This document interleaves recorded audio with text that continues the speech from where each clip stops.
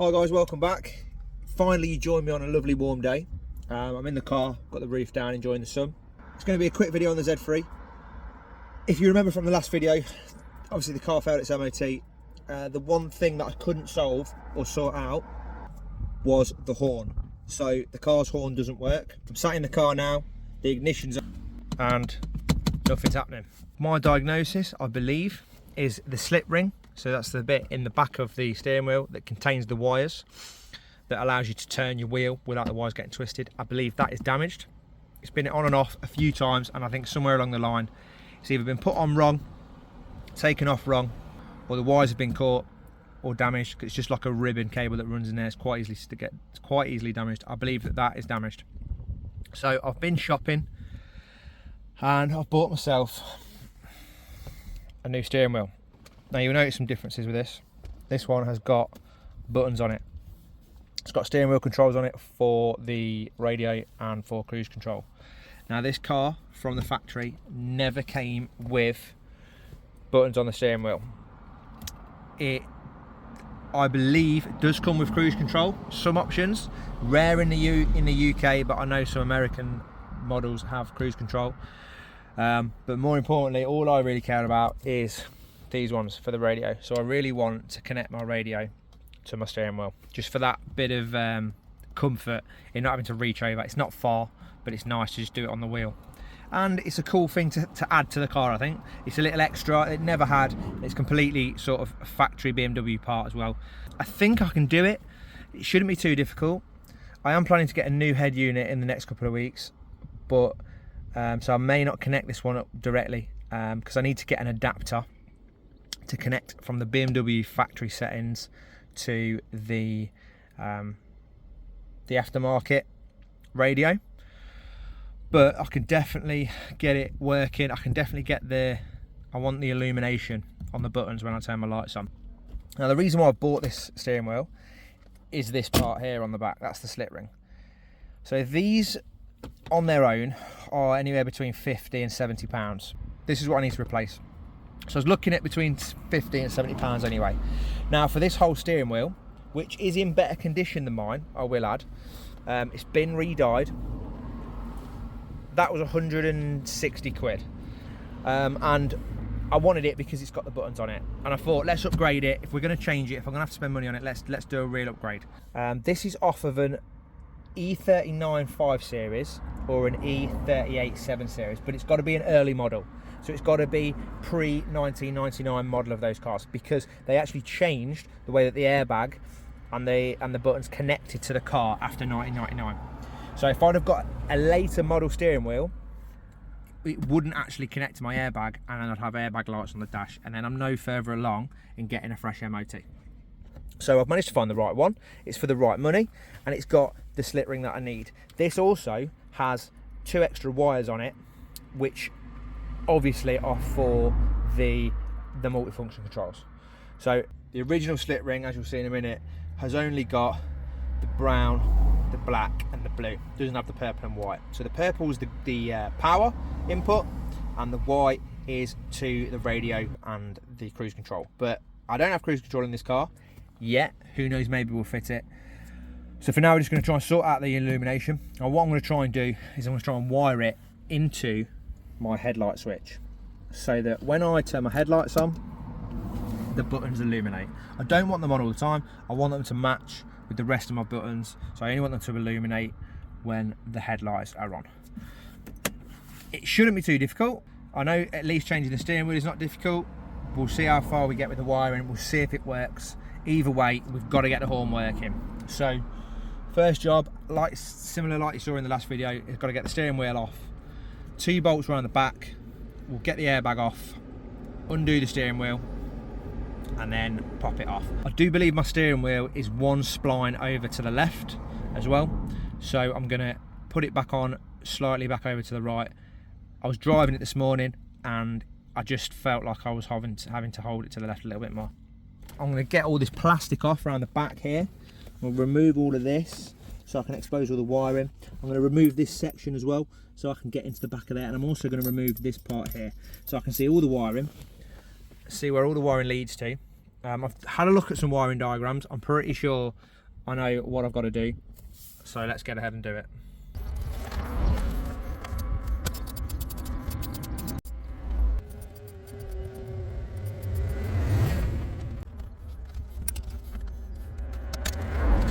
That's the airbag off.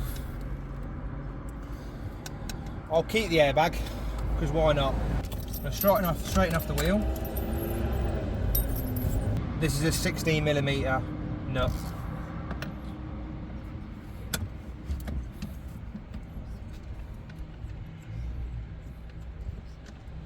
I think these have got to be torqued back up.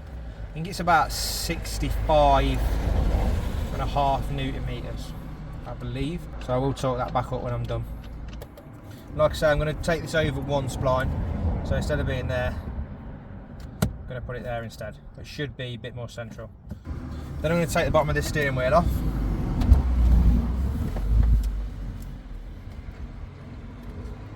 Just one little screw underneath. It's like a plastic screw. Don't use an impact or a drill on it. Always use a screwdriver because it will just strip out. And then the rest of it's just clips.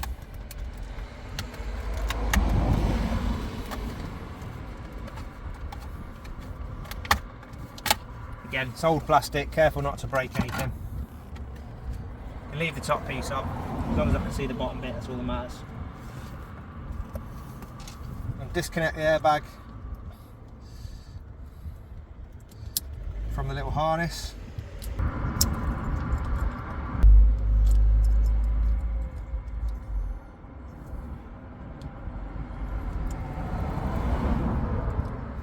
Like that. And then as you can see, the difference, if I show you, we've got the same amount of leads on that one, 2 to 2, and the same connector. But on this one, in fact, we've only got 2 leads, look. So on this one, we've got all of them. So one of them will be for the cruise control.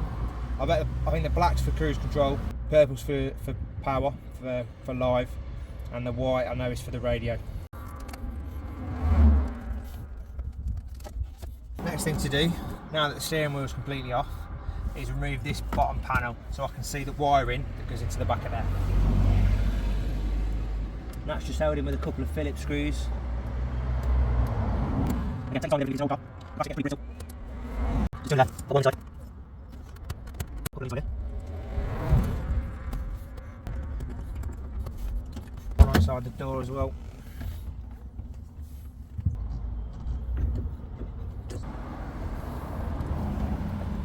With them out, that bit of plastic drops down. I'm not going to remove it completely. I've got just enough to expose all the wires, and the next step is to remove this part. So this is just a plastic cap over the top. So you're just going to pry that off, and behind there that reveals a little 8mm bolt. Let me get an 8mm.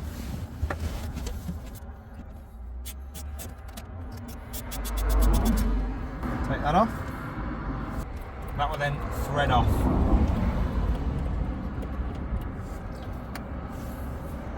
Once that's threaded off, it will reveal a very small Phillips screw just up in that top corner.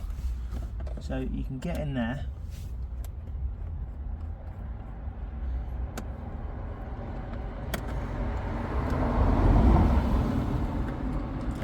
Undo that, and then this piece should very carefully come out like that. There you go.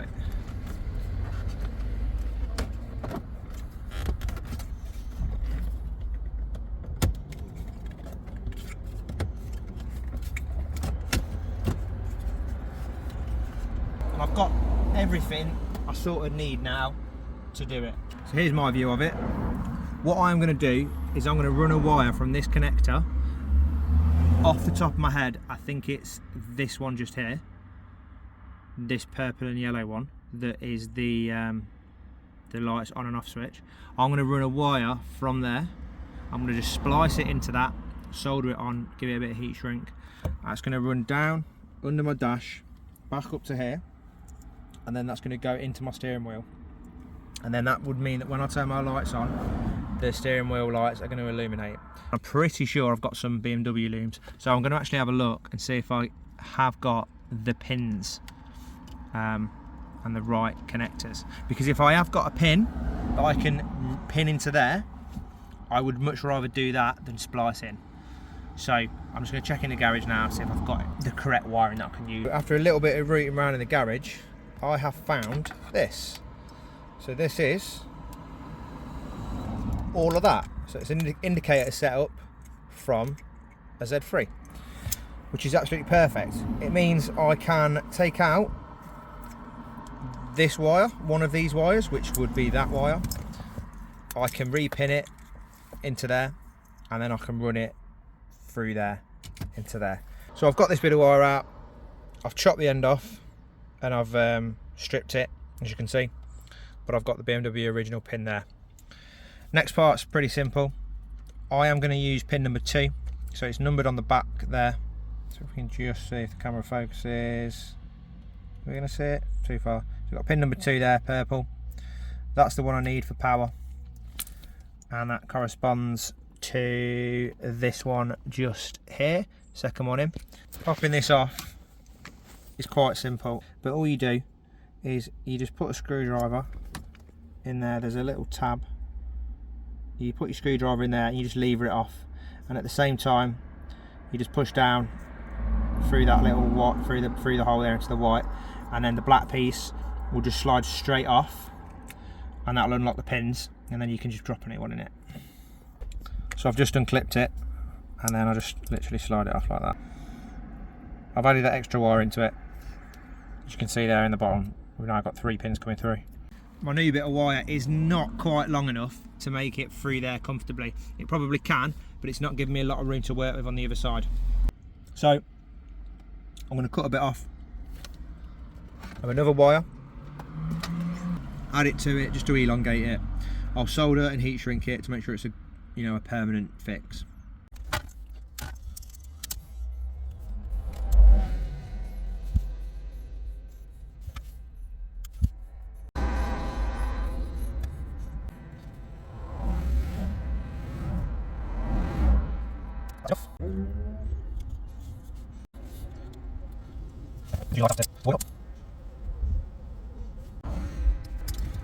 I'll do lovely. I've given myself way more than I actually need, just so I've got a lot to play with in case I go wrong. Next thing I'm going to do, I'm going to take that down there, under there, bring it up through the back of here,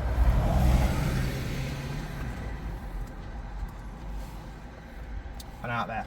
From checking my wiring diagrams, the 2 wires that I'm looking at are this one and this one. So these 2 wires here, these go to my parking lights and my rear lights and my sort of under hood lights and things like that. These are the external, so these are incoming, these are outgoing, these 2 here. Now this one here, this green and violet one, so it says on the wiring diagram, that is for my under hood and parking lights. And there's like a little flow chart on the wiring diagram. I'll show you on screen now, and you can see like headlights position 1, 2 and 3, and you can see that when I put the headlights onto position 1, which is for side lights, this comes on. Out of the 2 of these, I've got grey and green marked up on the diagram, as you can see, and I've got green and violet marked up on the diagram. I'm going to use the green and violet one. I'm sure they do the same thing. However, this is going to go to my actual bulbs on the outside of the car, and this one is going to go to interior lights. Because this is the same thickness wire as this one, I'm going to use this one, because I don't want to be blowing fuses. So I don't want to be using a different thickness wire, because obviously I know that this is not going to take as much current, and if that's got more current going through it, I don't want to be blowing the bulbs in my steering wheel. So I'm going to use this one here. So I'm going to cut this wire. I'm going to take some of the coating off it, and then I'm going to cut the end of this wire, and I'm going to solder all of those together, and again put some heat shrink on it, and then we're going to test it and see if it works.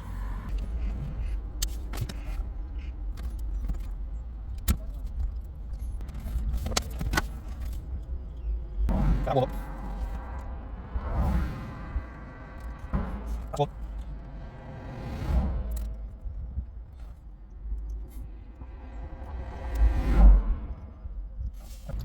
Really nice tool this. Haven't used it all that often, but it is great for when you need to do this sort of work.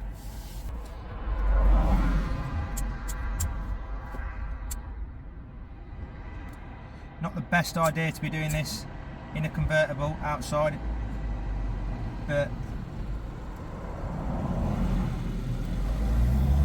we make do. Fingers crossed this actually works now.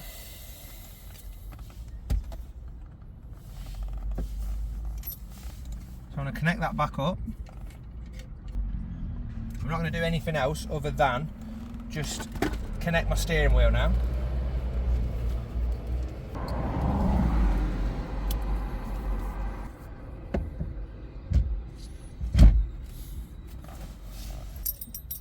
Let's turn the bulbs on, see what happens.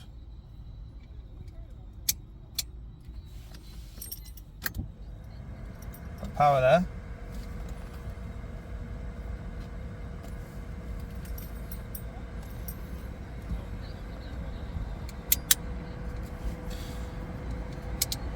You can't actually see it in this light, but I have got power to the steering wheel. That's fantastic. When it's darker, I will come back out and I'll take a photograph, but they are working. That is excellent. Just got to test that the horn works now, and that involves putting the airbag back on. So I'm disconnecting the battery, I'll reconnect the airbag, and then we'll torque that nut back up, put everything back together again, and see if it works.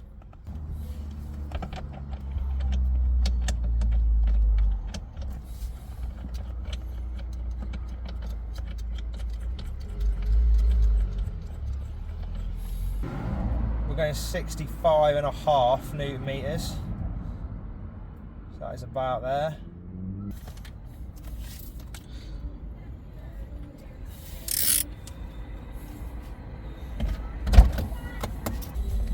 Engage the steering lock.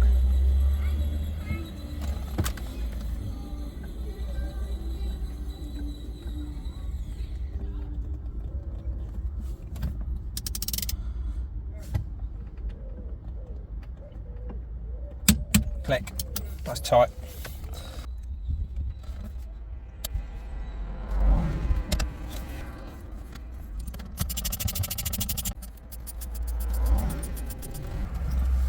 Put all this back together again.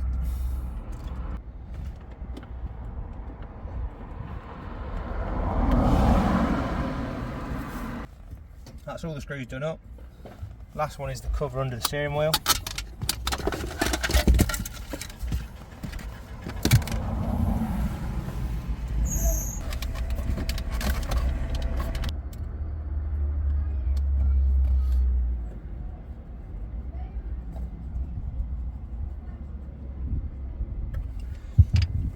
Right, that is everything put back together again. I'm going to reconnect the battery, jump back in and give it a test. I still don't know if the horn works yet.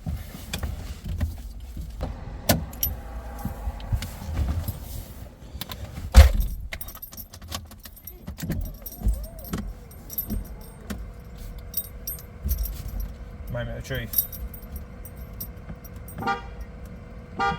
It works. Yes. So that's it's done. I was right about the slip ring in the back, because with the new slip ring the horn is working like that.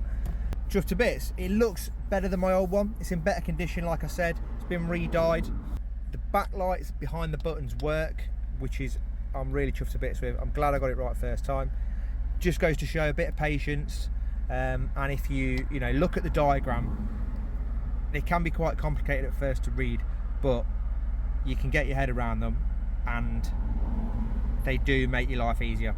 So that works exactly how I wanted it to. Don't know if you can see in there, you can just about see the orange glow. Like I said, I'll go out a bit later on and get a photograph of it in the dark.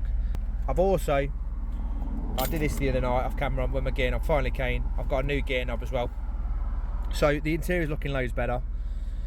Let me know what you think about these bits here. So these strips are removable.